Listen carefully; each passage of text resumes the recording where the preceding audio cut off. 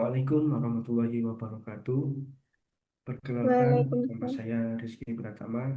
Di sini saya sebagai moderator dalam diskusi panel kali ini. Baik, di sini ada beberapa rekan saya. Yang pertama ada Adelia Gea, Atifa Sylvia, Fridiana, dan Salsabila. Dalam diskusi panel kali ini, kita dari kelompok 2 mengambil tema kearifan lokal.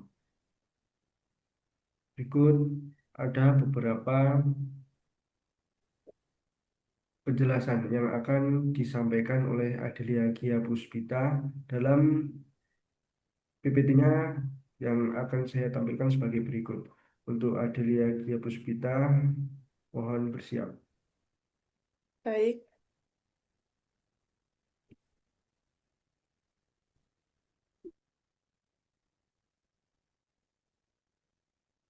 Kepada Adelia Gia, saya persilahkan. baik, terima kasih. Sebelumnya, Assalamualaikum warahmatullahi wabarakatuh. Pada kesempatan kali ini, saya akan membahas mengenai salah satu kearifan lokal dari Kabupaten Magelang, yaitu Topeng Ireng. Judul presentasi saya adalah Makna Penamaan Kesenian Topeng Ireng di Magelang. Kesenian ini menarik karena memiliki penamaan yang unik. Meski disebut sebagai topeng ireng, pertunjukan ini justru tidak menggunakan topeng wajah. Nah, dari sinilah ketertarikan saya untuk memahami makna di balik penamaan tersebut yang muncul.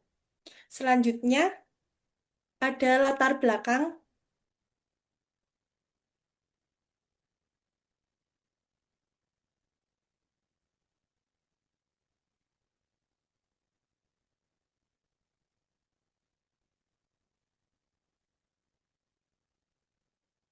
Nah, Indonesia ini memiliki beragam kesenian tradisional yang menjadi identitas budaya di setiap daerah. Kesenian tradisional ini tidak hanya berfungsi sebagai hiburan, tetapi juga mengandung nilai sosial dan budaya yang penting bagi masyarakat. Salah satu contohnya adalah topeng ireng ini. Kesenian rakyat khas Magelang, keunikan topeng ireng terlihat dari namanya. Karena meskipun disebut sebagai topeng, pertunjukan ini tidak menggunakan topeng wajah. Hal ini membuat saya tertarik untuk mengkaji topeng ireng sebagai bentuk kearifan lokal masyarakat setempat. Selanjutnya ada rumusan masalah.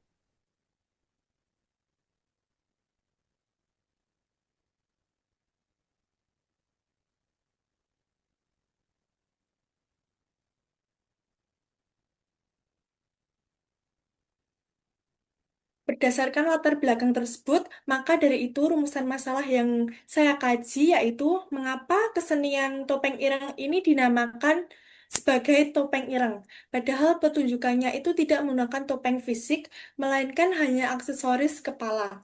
Nah, pertanyaan ini tuh penting karena biasanya nama sebuah kesenian berkaitan dengan atribut visual atau simbol yang digunakan, tetapi topeng ireng itu justru berbeda.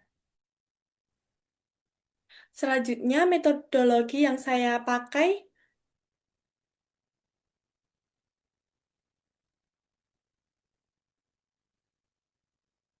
saya menggunakan metodologi studi pustaka, yaitu dengan pendekatan deskriptif kualitatif, sumber data artikel dari jurnal, serta teknik pengumpulan data dengan mengkaji sumber tertulis dan analisis data deskriptif. Selanjutnya ada pembahasan. Pembahasan ini mengenai asal-usul topeng ireng. Kesenian ini berkembang di Kabupaten Magelang, Jawa Tengah dan dikenal sejak sekitar tahun 1950-an. Awalnya, topeng ireng berfungsi sebagai hiburan rakyat sekaligus sarana kebersamaan sosial. Pertunjukan biasanya dilakukan secara berkelompok dengan gerakan yang energik dan kompak, diiringi musik yang cepat dan kuat. Nah, hal ini membuat suasana menjadi sangat hidup dan semangat, sehingga pertunjukan tidak hanya menghibur tetapi juga mempererat kebersamaan masyarakat.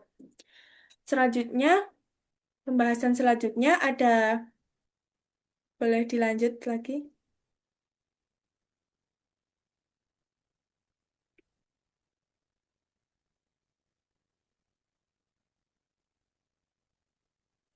Nah, pembahasan inti mengenai nama topeng ireng.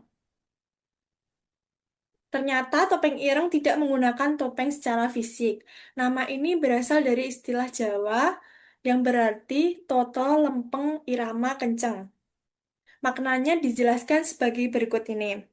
Yang pertama, toto. Toto itu artinya menata yang menunjukkan keteraturan gerak penari. Terus selanjutnya ada lempeng, artinya lurus, menandakan keselarasan dan keseragaman gerakan antar penari. Irama, yaitu ritme yang menekankan kesesuaian gerak dengan musik. Selanjutnya ada kenceng, yaitu berarti cepat atau kuat, yang menggambarkan energi dan semangat pertunjukan. Sehingga nama topeng ireng ini lebih mencerminkan karakter gerak. Dan kekuatan irama pertunjukan bukan topeng yang dipakai di wajah. Hal ini menunjukkan keunikan topeng ireng sebagai kesenian rakyat. Selanjutnya ada aksesoris kepala. Dalam pertunjukan, penari memakai aksesoris kepala berbulu ayam. Nah, aksesoris ini berfungsi sebagai unsur estetika dan identitas visual, bukan sebagai topeng wajah, sehingga identitas topeng ireng ini lebih ditentukan oleh keseluruhan gerak, irama, dan kostum penari. Aksesoris kepala hanya melengkapi tampilan visual pertunjukan dan menambah keindahan pertunjukan secara keseluruhan. Selanjutnya,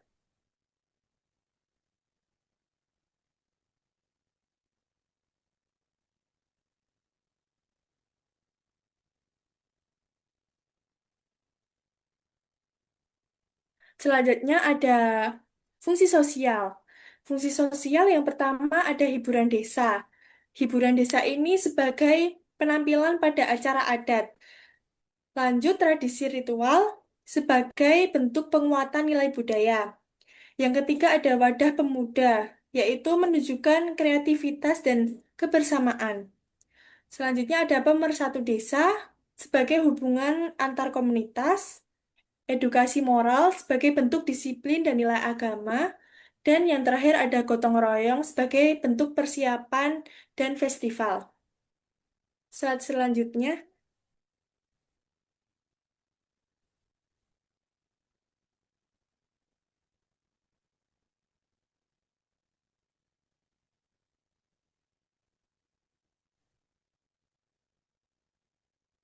Nah, dari pemaparan ini, maka dari itu saya bisa menyimpulkan beberapa hal. Yang pertama, nama topeng ireng tidak merujuk pada topeng fisik. Hal ini menegaskan bahwa identitas pertunjukan lebih pada gerak serta irama, bukan atribut fisik seperti topeng. Yang kedua, ada penamaan ini mencerminkan keteraturan gerak dan kekuatan irama pertunjukan, sehingga penonton tuh bisa merasakan energi dan kompaknya gerakan penari. Yang ketiga, ada aksesoris kepala berfungsi sebagai pelengkap visual, bukan sebagai topeng wajah. Nah, ini tuh menambah unsur estetika pertunjukan tanpa mengubah identitas gerak dan ritme. Yang keempat, semua hal ini tuh menunjukkan kearifan lokal masyarakat Magelang dalam menjaga dan melestarikan kesenian tradisional mereka. Maka dari itu, topeng ireng bukan hanya sekedar hiburan, tetapi juga media pelestarian budaya dan identitas sosial masyarakat setempat. Selanjutnya,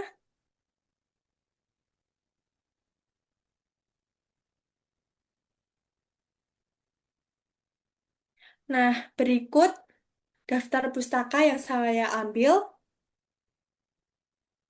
Demikian presentasi saya tentang topeng ireng. Terima kasih atas perhatian teman-teman semua. Semoga kita semakin menghargai dan menjaga kekayaan budaya Indonesia.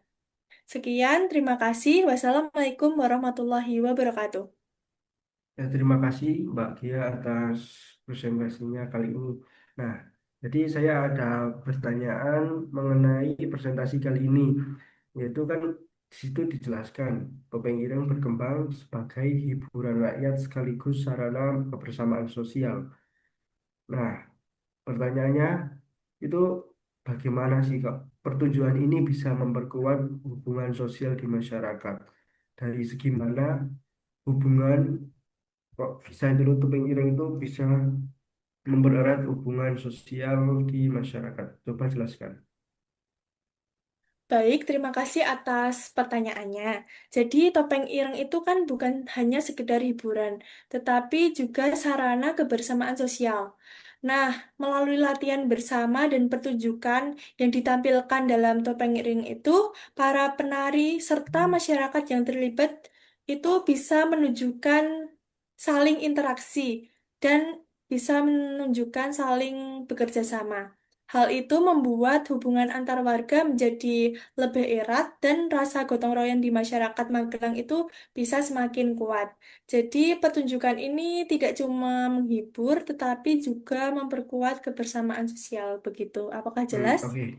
Terima kasih Mbak Kia atas presentasinya. Oke, yang selanjutnya dari Lidiana. Bentar.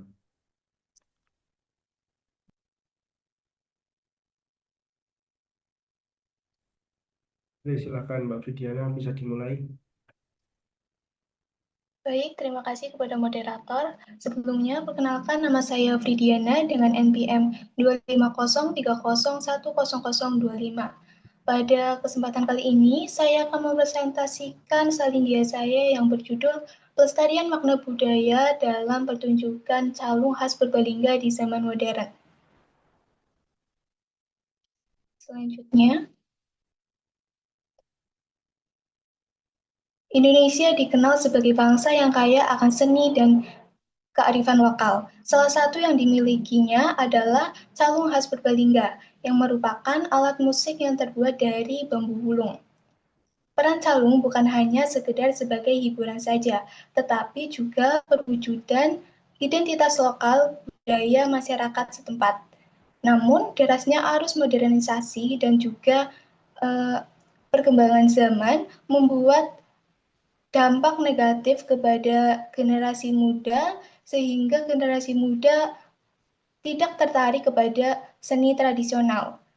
Oleh karena itu, diperlukan pelestarian agar generasi muda tetap tertarik kepada seni tradisional.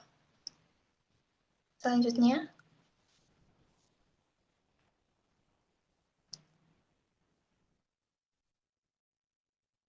dari latar belakang tersebut, rumusan masalah dalam pembahasan ini yang pertama, apa makna yang terdapat dalam pertunjukan calung khas Purbalingga? Yang kedua, bagaimana pengaruh perkembangan teknologi hiburan modern terhadap keberlanjutan pertunjukan calung khas Purbalingga? Dan yang terakhir, strategi inovatif seperti apa yang dapat diterapkan agar calung tetap eksis, lestari, dan diterima oleh generasi masa kini?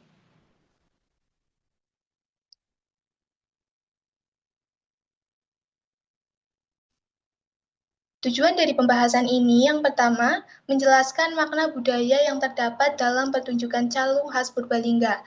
Yang kedua, menganalisis pengaruh perkembangan teknologi hiburan modern terhadap keberlanjutan pertunjukan calung khas Purbalingga. Dan yang terakhir, merumuskan strategi inovatif pelestarian calung.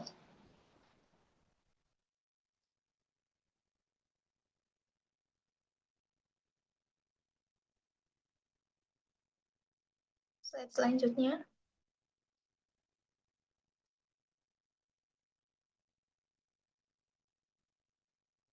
Manfaat dari pembahasan ini yang pertama, memberikan wawasan dan pemahaman yang lebih mendalam kepada pembaca, meningkatkan kesadaran dan kepedulian masyarakat terhadap pentingnya pelestarian calung. Dan yang terakhir, mendorong motivasi khususnya pada generasi muda untuk terlibat langsung dalam pelestarian dan pengembangan calung. Masuk ke dalam pembahasan, makna budaya calung khas Purbalingga. Pertunjukan calung menunjukkan bahwa masyarakat Banyumas bersifat jujur, terbuka, humoris, dan juga tanggung jawab. Melalui lirik musiknya, calung seringkali membahas mengenai aturan hidup, tata krama, dan juga pesan moral yang disampaikan untuk persoalan-persoalan yang terjadi di masyarakat sekitar. Kedekatan dapat terlihat dari pertunjukan calung yang hangat. Calung seringkali menampilkan nilai sosial dan interaksi langsung antara masyarakat. Calung menjadi jembatan pengetahuan budaya antar generasi dan juga antar masyarakat. Selanjutnya,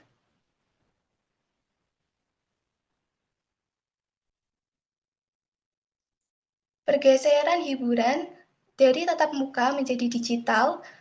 Masyarakat sekarang lebih suka menikmati konten digital tanpa harus datang langsung ke pertunjukan seni tradisional. Generasi muda lebih memilih konten yang cepat dan menarik secara visual. Calung dianggap kurang praktis karena pertunjukan calung membutuhkan waktu dan proses yang lama. Minimnya ruang pertunjukan langsung untuk calung memberikan dampak negatif. Calung tidak dikenal secara luas. Risiko kehilangan esensi kebersamaan karena calung menjunjung tinggi nilai kebersamaan dan interaksi sosial antar penonton. Selanjutnya,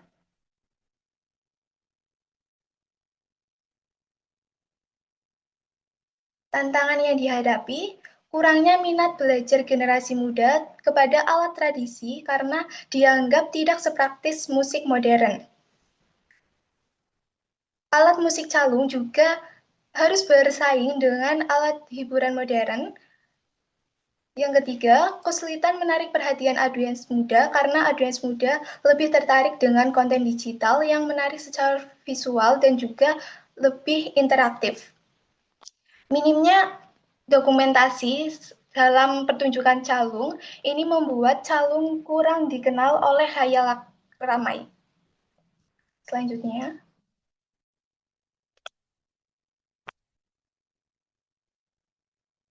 jadi strategi pelestarian yang dapat diterapkan agar calung tetap lestari yang pertama, menggabungkan calung dengan musik pop, dangdut, dan juga elektronik dapat menarik minat generasi muda agar tetap mencintai calung. Yang kedua, promosi melalui media sosial seperti TikTok, YouTube, dan Instagram dapat menjadi media promosi calung agar bisa diterima oleh khayalak ramai. Yang ketiga, program pendidikan dan sanggar seni dapat diterapkan di sekolah ataupun pada ekstrakurikuler. Yang keempat, festival dan event budaya tahunan sangat penting agar generasi muda dapat belajar dan juga dapat melatih kreativitas untuk bermain calung. Yang kelima, dukungan pemerintah dan komunitas sangat penting seperti fasilitas, pendanaan, dan juga seperti kolaborasi. Selanjutnya,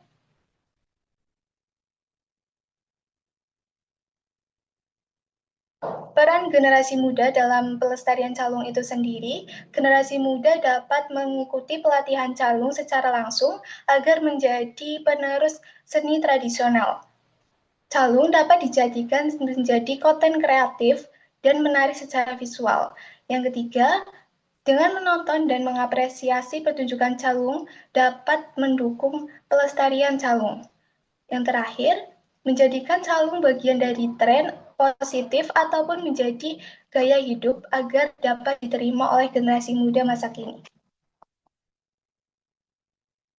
Jadi, kesimpulannya, calung merupakan warisan budaya yang syarat nilai sosial karena di dalamnya menerangkan tentang nilai moral dan juga merupakan representasi budaya lokal masyarakat Banyumas.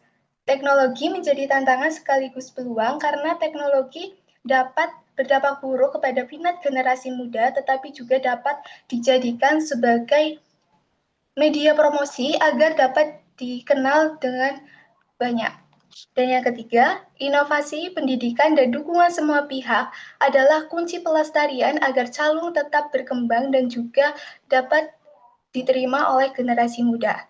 Yang keempat, calung bisa tetap relevan di era modern jika dikemas secara kreatif dan juga secara digital. Selanjutnya, saran dan arahan masa depan, pemerintah dapat menyediakan ruang pertunjukan atau fasilitas untuk pelaku seni tradisional. Yang kedua, sekolah memasukkan calung sebagai kegiatan seni ataupun bagian dari pembelajaran. Yang ketiga, seniman dapat berinovasi tanpa harus menghilangkan nilai tradisi yang ada di dalam calung.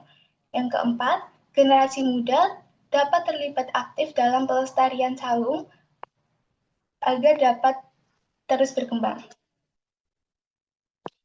Oke, terima kasih. Silahkan untuk ada pertanyaan.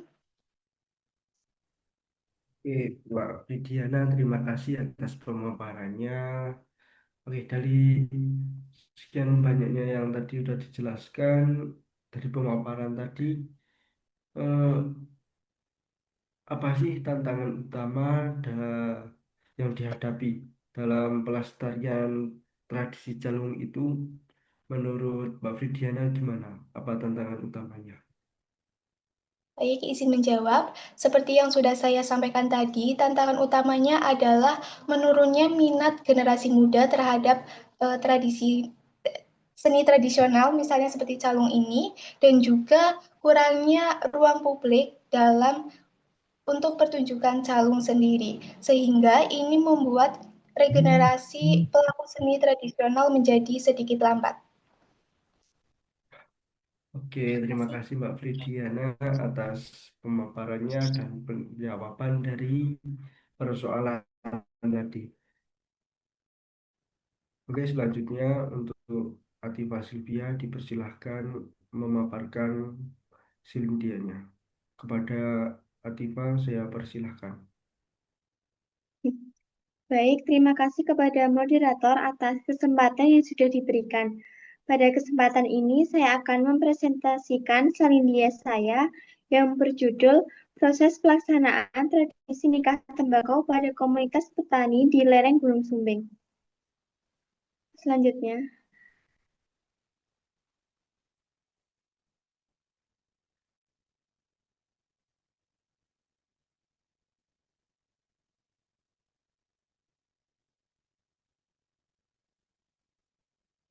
Baik, ada latar belakang. Jadi Indonesia memiliki kekayaan budaya yang sangat beragam. Tradisi tersebut merupakan bagian dari kearifan lokal. Salah satu contoh kearifan lokal di tempat saya tinggal yaitu tradisi nikah tembakau. Tradisi nikah tembakau ini dilaksanakan oleh kalangan petani di lereng Gunung Sumbing.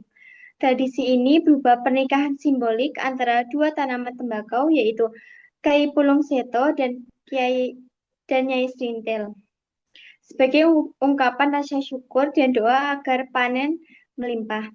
Namun, perkembangan modernisasi dan perubahan ekonomi pertanian menjadi tantangan bagi kelestarian tradisi ini. Oleh karena itu, penting untuk memahami makna dan nilai sosial tradisi nikah tembakau agar kearifan lokalnya tetap lestari dan dikenal oleh generasi muda. Selanjutnya,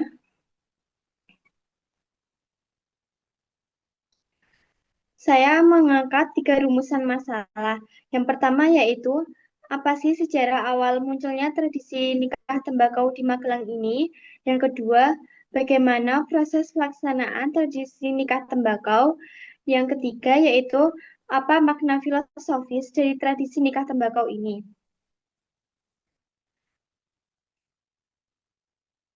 Selanjutnya ada tujuan rumusan masalah.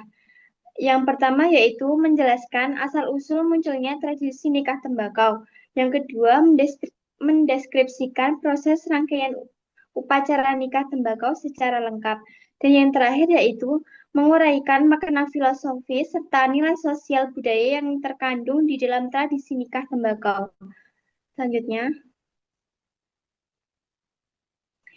saya menggunakan metodologi kepustakaan yaitu menggunakan sumber-sumber tertulis sebagai data utama. Selanjutnya,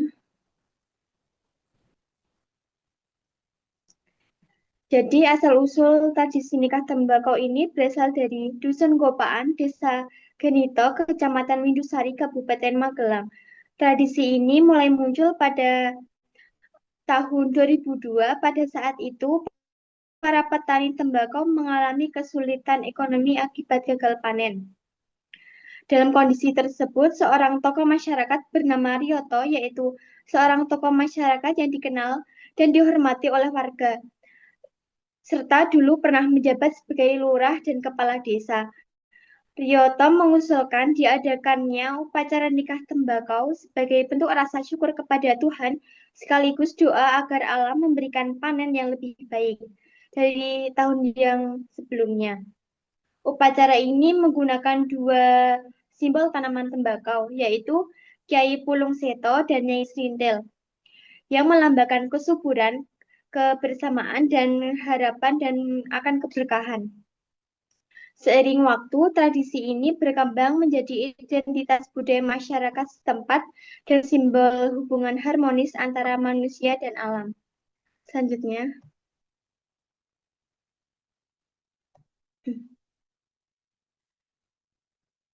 yaitu ada proses pelaksanaan tradisi nikah tembakau. Tradisi nikah tembakau ini dilakukan melalui beberapa tahapan utama. Pada tahap yang pertama adalah penentuan hari pelaksanaan, yang biasanya dilakukan setelah masa panen atau pada bulan tertentu dalam kalender Jawa seperti bulan Safar. Penentuan hari ini dilakukan melalui musyawarah sesepuh desa agar membawa keberkahan. Tahap yang kedua yaitu persiapan mempelai tembakau dan kira budaya.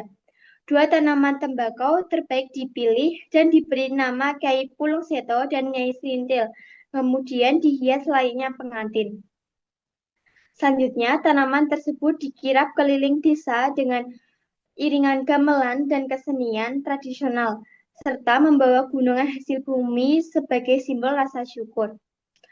Adapun tahap yang ketiga yaitu ritual inti yang dilaksanakan di tempat yang dianggap suci seperti sendang piwakan. Tokoh adat memimpin doa dan simbolisasi akad nikah antara kedua tanaman tembakau.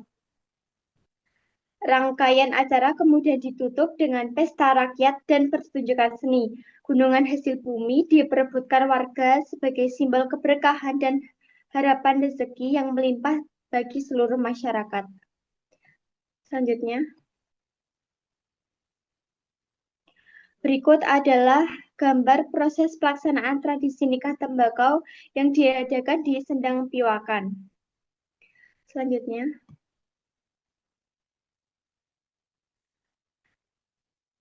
tradisi nikah tembakau mengandung banyak nilai sosial dan spiritual. Di antaranya, yang pertama yaitu ekspresi syukur. Masyarakat bersyukur atas hasil panen dan memohon keberkahan untuk tahun berikutnya. Kemudian yang kedua yaitu harmonisasi manusia dan Tuhan. Ritual ini menggambarkan keyakinan bahwa panen bukan hanya hasil kerja manusia saja, tetapi juga karunia alam dan Tuhan. Selanjutnya yaitu simbol kesuburan dan harapan. Pernikahan tanaman melambangkan kesuburan tanah dan harapan akan hasil panen yang melimpah. Selanjutnya yang keempat yaitu memperkuat solidaritas sosial. Slide selanjutnya.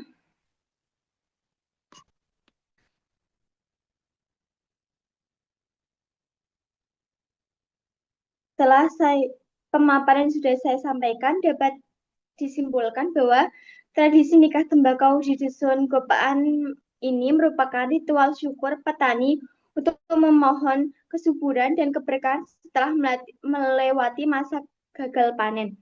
Proses ini melambangkan keseimbangan manusia, alam, dan Tuhan, serta memperkuat gotong royong dan pewarisan nilai budaya kepada generasi muda.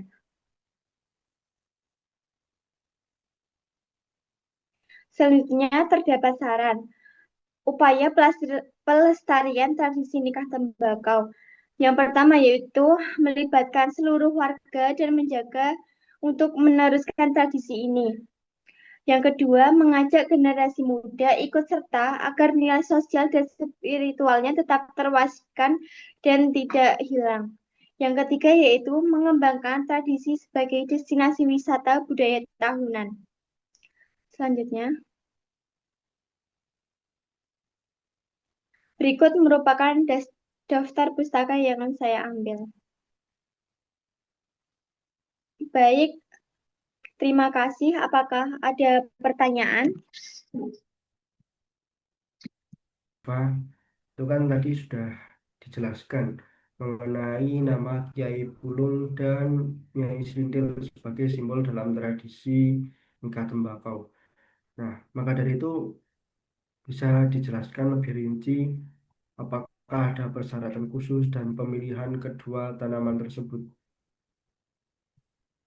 Baik, terima kasih atas pertanyaan yang begitu menarik.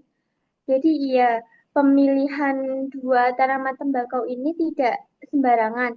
Biasanya dipilih dua tanaman tembakau terbaik dari hasil panen sebelumnya yang sehat, subur, dan memiliki bentuk yang bagus.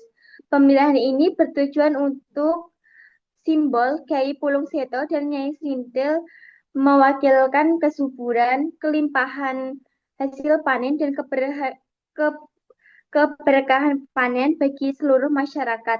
Selain kualitas tanaman, proses ini juga melibatkan tokoh adat atau sesepuh desa untuk memastikan tanaman yang dipilih benar-benar pantas dan membawa makna simbolis yang tepat. Apakah menjawab? Terima kasih Mbak Tifa atas jawaban dari pertanyaan saya. Baik, untuk selanjutnya adalah pemaparan Salindia dari Salsabila Zahro. Kepada Salsabila Zahro, saya persilahkan. Baik, terima kasih atas kesempatannya. Perkenalkan, saya Salsabila Zarosa Adah dengan NPM 2503010173. Di sini saya akan mempresentasikan mengenai salindia saya yang berjudul Analisis Tantangan Modernisasi Terhadap Pelestarian Kearifan Lokal Wayang Suket di Purbalingga. Lanjut. Nah, di sini ada latar belakang atau pendahuluan. Wayang Suket merupakan salah satu warisan budaya khas Purbalingga yang dibuat dari rumput kasuran. Kesenian ini tidak hanya berfungsi sebagai hiburan, tetapi juga menyimpan nilai-nilai kearifan lokal yang diwariskan oleh para leluhur. Melalui bentuknya yang sederhana, wayang suket menjadi media untuk mengajarkan filosofi cerita rakyat dan pandangan hidup masyarakat setempat. Namun, perkembangan zaman membawa tantangan baru bagi kelestarian tradisi ini. Modernisasi dan globalisasi membuat masyarakat, terutama generasi muda, lebih akrab dengan hiburan digital dan budaya populer. Perubahan ini menyebabkan minat terhadap seni tradisional seperti wayang suket menurun. Banyak anak muda yang tidak lagi mengenal apalagi mempelajari keterampilan membuat atau memainkan wayang suket. Selain itu, pelestarian wayang suket juga terhambat oleh keterbatasan dukungan baik dari segi pendanaan maupun sumber daya manusia. Pengrajin wayang suket jumlahnya semakin berkurang, sementara regenerasi berjalan lambat. Kegiatan pelatihan, produksi, dan promosi budaya ini membutuhkan dukungan berkelanjutan. Namun, seringkali kurang mendapat perhatian. Di sisi lain, modernisasi juga mengubah gaya hidup masyarakat. Tradisi yang dulu memiliki ruang dalam kehidupan sehari-hari, kini mulai tersisih oleh aktivitas modern yang dianggap lebih praktis dan menarik. Jika kondisi ini dibiarkan, wayang suket berpotensi semakin terpinggirkan dan perlahan kehilangan tempatnya dalam kehidupan masyarakat Purbalingga. Padahal wayang suket memiliki potensi besar untuk dikembangkan baik sebagai media edukasi, sarana pelestarian nilai budaya, hingga daya tarik wisata lokal.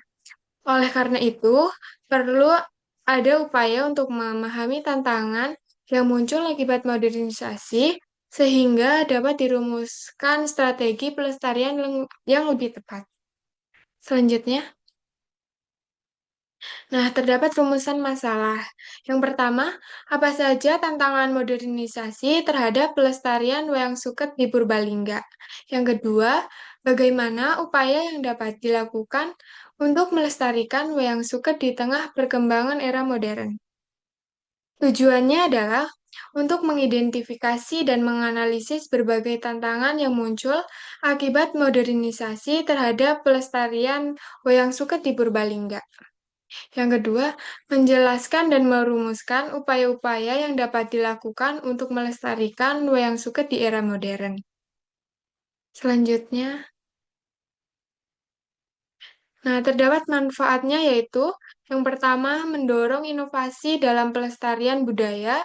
Yang kedua, kontribusi terhadap literatur budaya lokal. Yang ketiga, meningkatkan kesadaran masyarakat. Yang keempat, memperkuat identitas budaya lokal. Selanjutnya, nah, pada presentasi kali ini saya menggunakan metodologi studi literatur dengan mengumpulkan data dan informasi dari berbagai sumber jurnal dan artikel. Kemudian, nah lanjut ke pembahasan yang pertama adalah tantangan modernisasi terhadap pelestarian wayang suket. Wayang suket sebagai kesenian tradisional khas Purbalingga memiliki nilai estetika dan kearifan lokal yang diwariskan melalui keterampilan membuat dan memainkan boneka berbahan rumput. Namun, perkembangan era modern menghadirkan berbagai tantangan bagi keberlanjutannya. Modernisasi mengubah minat masyarakat, terutama generasi muda yang kini lebih tertarik pada hiburan digital dan media cepat. Perubahan ini berpengaruh langsung pada seniman dan pembuat wayang suket karena hanya sedikit generasi muda yang tertarik mempelajarinya. Selain tantangan dari sisi minat, pelestarian wayang suket juga terkendala oleh minimnya dukungan ekonomi serta perhatian kelembagaan. Kegiatan pelatihan, pementasan, dan promosi belum mendapatkan dukungan memadai, sehingga ruang untuk mengembangkan tradisi ini menjadi terbatas. Pemasaran budaya dalam industri pariwisata juga ikut mempengaruhi bentuk pertunjukan, yang seringkali disederhanakan demi menyesuaikan permintaan pasar. Modernisasi juga memunculkan persaingan dengan berbagai bentuk hiburan, seperti media sosial dan platform digital lainnya. Walaupun sebenarnya media digital dapat menjadi peluang untuk memperkenalkan kembali wayang suket kepada publik, pemanfaatnya masih belum optimal. Keterbatasan dalam inovasi pertunjukan, pengemasan media, serta daya tahan bahan suket turut menjadi hambatan. Kondisi tersebut menunjukkan bahwa modernisasi membawa dampak yang signifikan terhadap posisi wayang suket sebagai media pendidikan dan identitas budaya masyarakat. Selanjutnya, upaya pelestarian wayang suket di tengah perkembangan era modern. Nah, untuk menjaga keberlangsungan wayang suket di tengah arus modernisasi, perlu dilakukan berbagai langkah strategis yang melibatkan seniman, masyarakat, pemerintah, lembaga pendidikan, serta media digital. Yang pertama, penguatan regenerasi pelaku budaya harus menjadi prioritas utama. Yang kedua, optimalisasi dukungan pemerintah dan lembaga kebudayaan sangat diperlukan. Yang ketiga, inovasi pertunjukan dan pengembangan media digital merupakan langkah penting untuk menyesuaikan diri dengan selera masyarakat modern. Yang keempat, wayang suket perlu dimaksimalkan fungsinya sebagai media belajar dan pelestarian budaya. Yang kelima, kolaborasi lintas sektor juga dapat menjadi strategi penting. Kerjasama antara seniman, pemerintah, pelaku pariwisata, serta UMKM dapat menciptakan produk turunan seperti souvenir, kerajinan, atau paket wisata budaya berbasis wayang suket. Yang keenam, dokumentasi dan publikasi ilmiah perlu terus dilakukan dengan adanya penelitian, penulisan artikel, dokumentasi video, dan arsip digital. Selanjutnya, nah, dari pemaparan tersebut dapat disimpulkan bahwa wayang suket sebagai salah satu kesenian tradisional menghadapi tekanan yang cukup besar akibat perubahan budaya masyarakat modern. Minimnya minat generasi muda, kurangnya dukungan ekonomi dan kelembagaan, serta persaingan dengan hiburan digital menyebabkan proses regenerasi keberlangsungan wayang suket menjadi semakin terhambat. Modernisasi juga mendorong penyederhanaan bentuk pertunjukan demi kebutuhan komersial, sehingga nilai tradisionalnya berpotensi berkurang.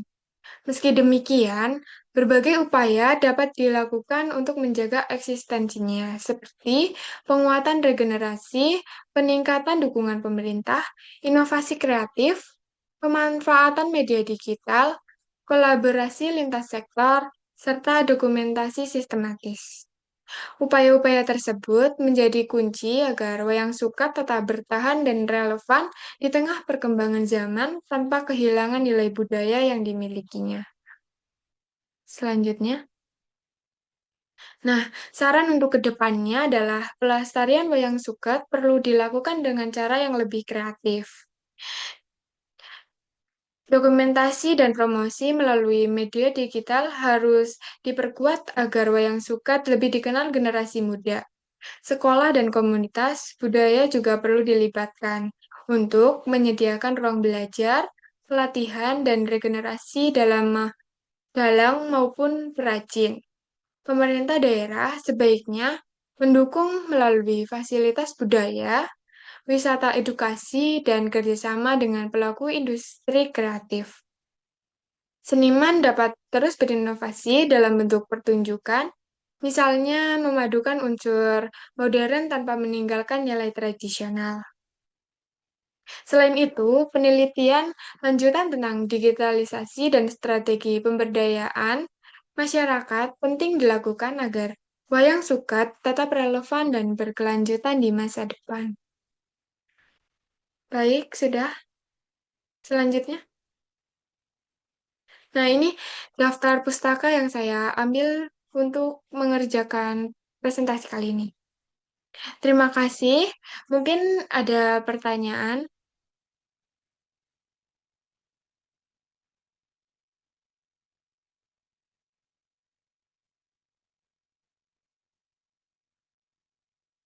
Oke, Kak Salsa.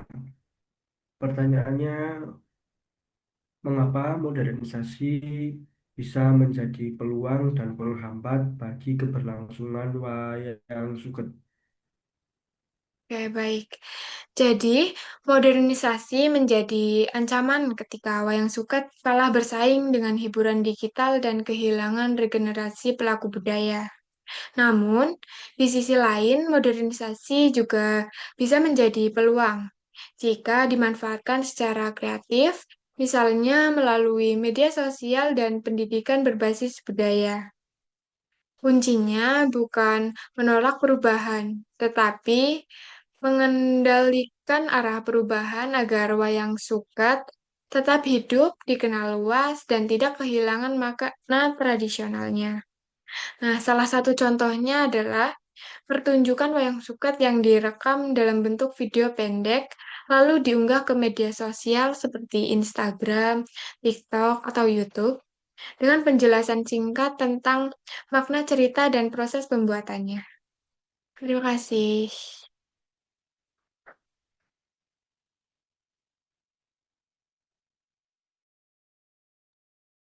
Oke, terima kasih ya Salsa untuk penjelasannya. Mungkin diskusi panel kali ini sudah berakhir.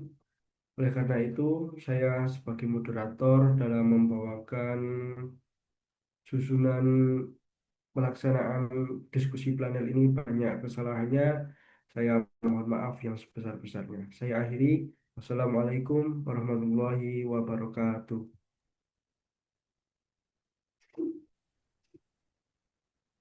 Sekian, terima kasih.